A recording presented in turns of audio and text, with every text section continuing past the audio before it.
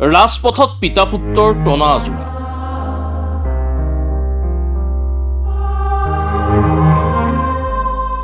এয়া কোনো বাটৰ নাট নহয়।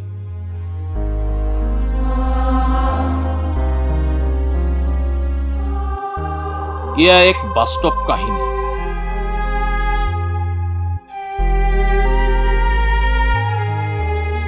নিজৰ ২২ বছৰীয়া অসুস্থ পুত্ৰৰ উন্নত চিকিৎসাৰ বাবে এনেদৰে অলিয়ে গলিয়ে সহায় বিচাৰি ফুৰিছে পিতৃয়ে।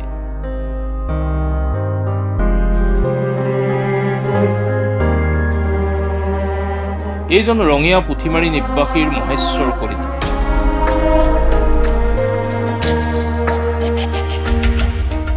মহেশ্বৰ কলিতা পেছাত সৰু কোম্পানীৰ এটাৰ কৰ্মচাৰী।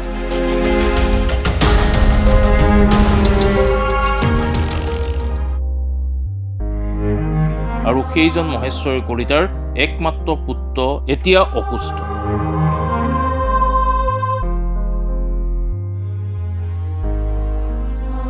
একমাত্ৰ পুত্ৰৰ প্ৰথম অৱস্থাত সুশৰীৰে জন্ম লাভ কৰিছিল যদিও জন্মৰ কিছু মাহৰ পিছতেই জণ্ডিছ ৰোগত আক্ৰান্ত হৈ শাৰীৰিকভাৱে যথেষ্ট অসুস্থ হৈ পৰে পুত্ৰ।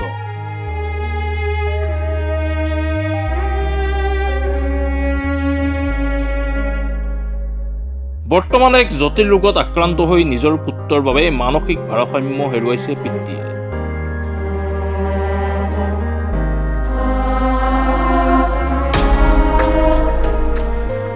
পুত্ৰৰ চিকিৎসাৰ নামত নিজৰ সাঁচতীয়া সকলো ধন খৰচ কৰিলে যদিও আজিৰ পৰ্যন্ত সুস্থ হৈ নুঠিল পুত্ৰ।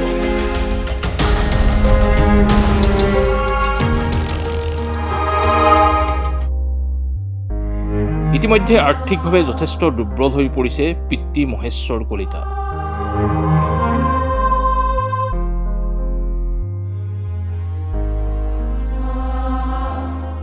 এইফালে ৰাজ্য চৰকাৰৰ ফালৰ পৰা পুত্ৰৰ নামত মাহে ১,০০০ টকাকৈ পেঞ্চন আহে যদিও সেইখিনি ধন পৰ্যাপ্ত নহয়।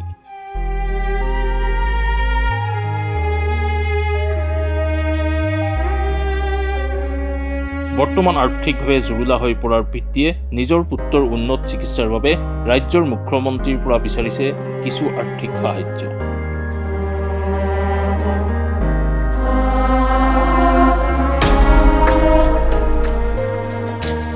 ইয়াৰ পিছতো পিতা পুত্ৰৰ এই হৃদয় বিদাৰক ছবিয়ে এবাৰ ৰাজ্যৰ মুখ্যমন্ত্ৰীৰ চকুত পৰিবনে সেয়া সময়তহে লক্ষণীয়।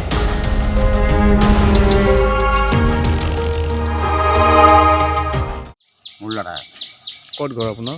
ঘৰ পুথিমাৰী। পুথিমাৰী কোন জেগাত? হাবেৰী গুড়া গাঁৱত। এই ল'ৰাজন কেতিয়াৰ পৰা এনেকুৱা হয়? এতিয়া ২০০২ চনত জন্ম হৈ পাইছিলে। তাতে জণ্ডিছ হৈছিল। জণ্ডিছ হোৱা চিকিৎসা কৰিলোঁ গুৱাহাটী GMCত। তাত ডক্টৰে গ্লাছৰ ভিতৰত ৰাখিলে।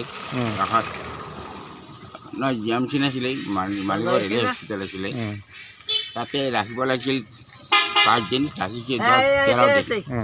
তাৰ ফলত আজি এনেকুৱা হৈছে। ফুল চিকিৎসাৰ কাৰণে এনেকুৱা হৈছে? ফুল চিকিৎসাৰ কাৰণে। এতিয়া বৰ্তমান চিকিৎসা চলি আছেনে? চিকিৎসা চলি আছে, ঔষধ খুৱাই আছোঁ। এতিয়ালৈকে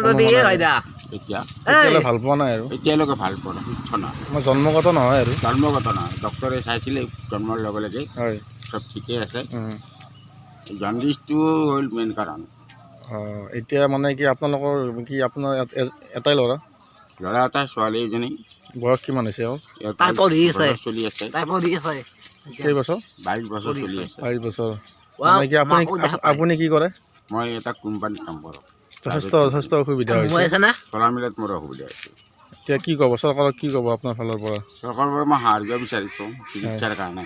হয়, কিবা সহায় পাইছেনে আজিলৈ? হয়, এটা পেঞ্চন পায় মান্থলি ১,০০০ টকা। সেইটো পায়। এনে তেওঁৰ নামত কিমান পইচা যায় মাহত? মোৰ মাহত বৰ্তমান ঔষধৰ দামো বাঢ়ি আছে। যোৱা মাহত ১৮ টকাৰ ঔষধ আনিছোঁ। প্ৰত্যেক মাহত ঔষধটো খুৱাব লাগিব। ঔষধটো খুৱালে অলপ ঠাণ্ডা হৈ থাকে।